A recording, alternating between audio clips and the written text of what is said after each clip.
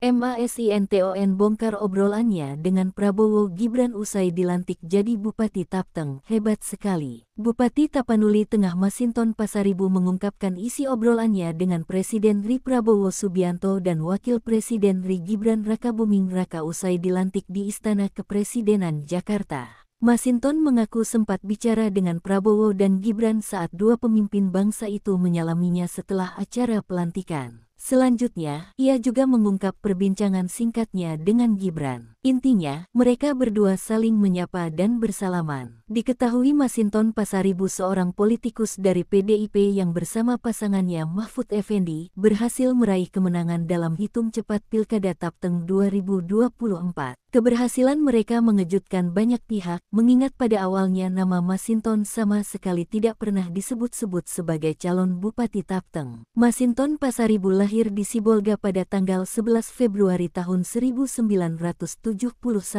Pada tahun 2024, ia berhasil terpilih menjadi Bupati Kabupaten Tapanuli Tengah untuk periode tahun 2025 sampai tahun 2030 dalam Pilkada serentak. Sebelumnya, Masinton menjabat sebagai anggota Dewan Perwakilan Rakyat Republik Indonesia dari 2014 hingga 2024, mewakili daerah pemilihan DKI Jakarta II. Selama di DPR RI, ia merupakan kader Partai Demokrasi Indonesia Perjuangan dan bertugas di Komisi 3. Masinton mengawali perjalanan hidupnya dengan bekerja sebagai tenaga kerja lepas di Pelabuhan Belawan setelah lulus SMA. Tak lama kemudian, ia memutuskan untuk pindah ke Jakarta untuk melanjutkan studi hukum. Ia berhasil lulus pada tahun 2003. Selama masa studi, Masinton dikenal sebagai sosok yang aktif dalam berbagai organisasi yang menentang rezim Orde Baru. Ia ikut serta dalam aksi unjuk rasa 1998